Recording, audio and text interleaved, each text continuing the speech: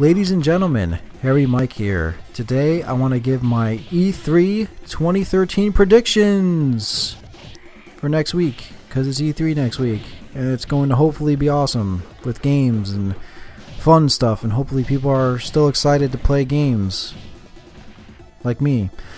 So I'm going to go through my predictions in order that the conferences are going to be. So traditionally Microsoft goes in the morning on Monday, then Sony goes at night, and then Nintendo will have their thing on Tuesday. So, without further ado, here they are. For Microsoft, I want to see a hell of a lot of games. I want to see the new IPs that you were touting about during your Xbox One reveal. I hope that there are new IPs for the hardcore audience. I know that you're going to have some stuff for the casual crowd with Kinect and stuff like that. I know you have to show that, that's fine. But I hope that the hardcore outweighs the casual. And hopefully they will, and really win over people to buy an Xbox One this holiday season.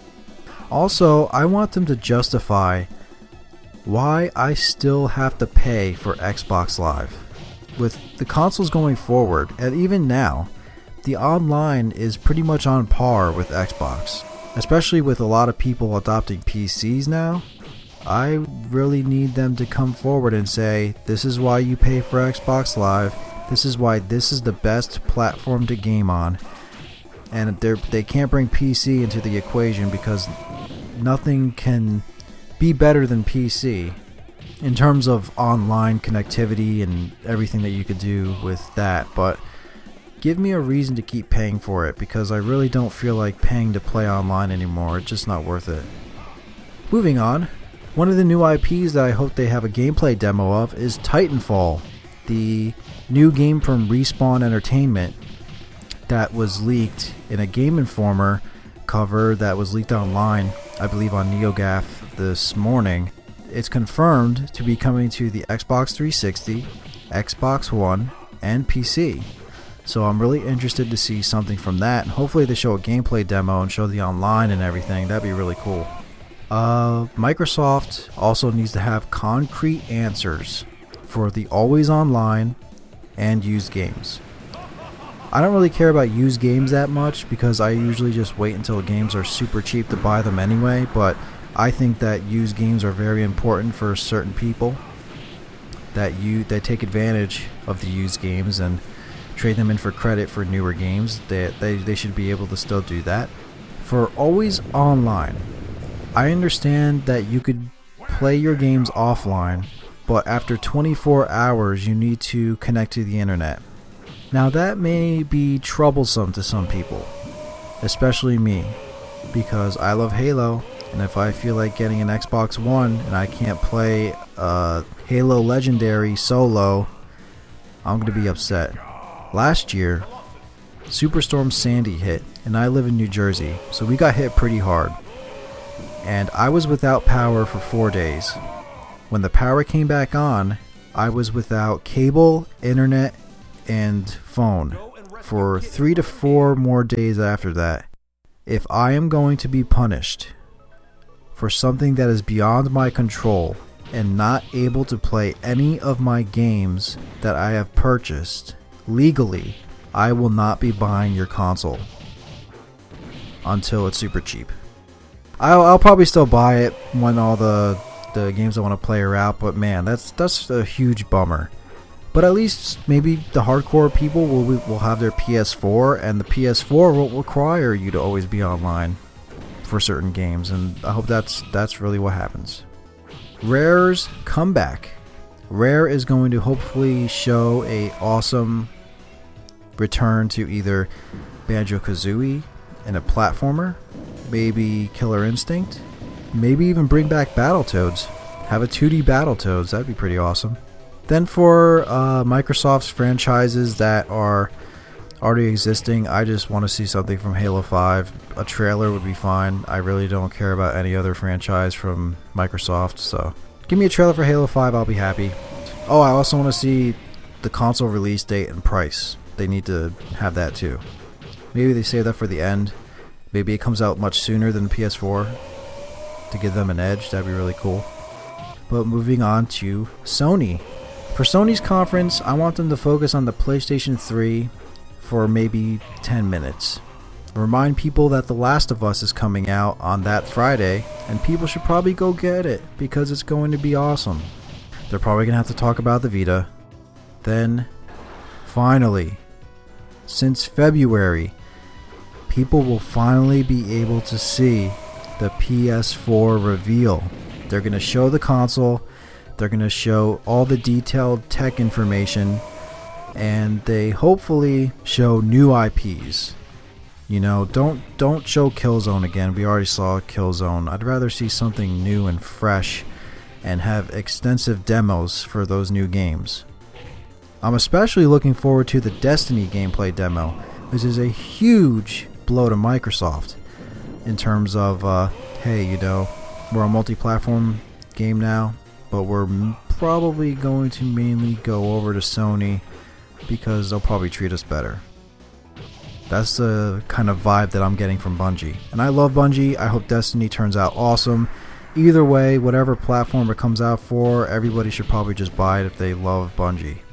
I guess they're going to show the Vita connectivity between the PS4, but what would be a huge kicker is, for most of us, we all know that PlayStation Plus is an excellent subscription service for a console.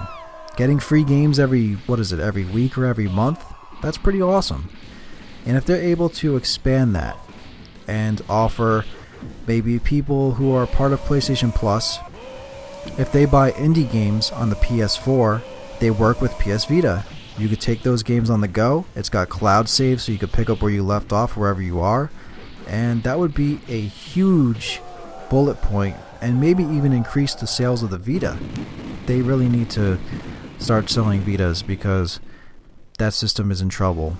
But the Wii U is in the worst place, but we'll get to Nintendo in a minute. The next thing I want to say is, at least for PlayStation, they're going to hopefully say the price for the PS4, have a release date, and a huge kicker that would probably put Sony ahead would be if they came out and said at the end, if you're a PlayStation Plus member and you buy a PS4 within the first maybe 2 or 3 months, depending on when it comes out for Christmas, if you buy our system within the first 2 or 3 months and you're a PlayStation Plus member, you will receive this retail game for free, or this indie game for free, or a couple of games for free, or heavily discounted.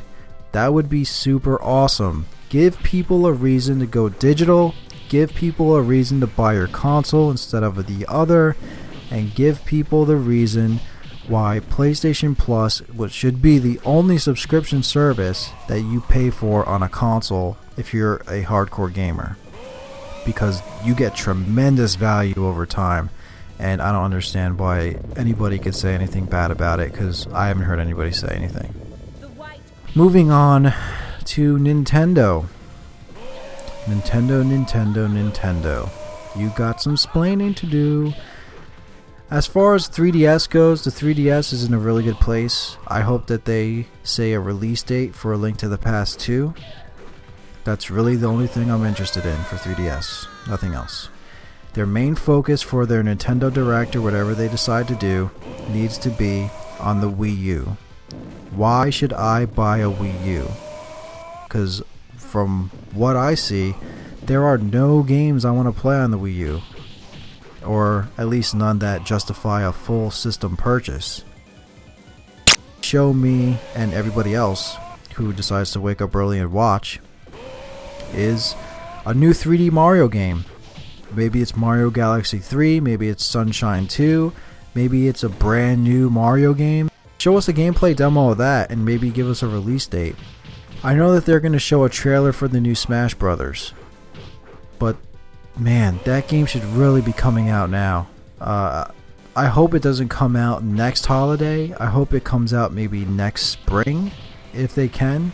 That would be a really nice time for that to come out, because with the holiday season, it's going to be pretty much pandemonium for the new consoles and maybe not that much for the Wii U. Let's just face it. I would also like to see a new trailer for Zelda, maybe a new Metroid, and some details on the Earthbound, because I think Earthbound is coming out not on the Wii U Virtual Console, but it's getting released as a retail edition for some reason. Maybe it's a special edition that's only coming out on retail. What would be an ultimate kicker is if Nintendo would come out with a new franchise. Maybe they create a new character and they introduce him into the Nintendo universe in a way where maybe he interacts with all of the Nintendo properties in some way. As for maybe a revitalization of one of their old franchises, I would be really interested if they maybe remade a Star Tropics. If they had a brand new adventure, that would be really cool to bring Star Tropics into 3D and HD. If they could do that with some other games, that'd be really cool. Or maybe have HD full-on remakes of the original Legend of Zelda. So if they do something like that, that'd be pretty cool too. But they should really come out with new games and have release dates for new games, and hopefully they come out soon, because the Wii U is pretty much just like drowning in the water. They got to make the games to pull it out, because if they don't, they're going to be in trouble. So those are my thoughts for E3 2013.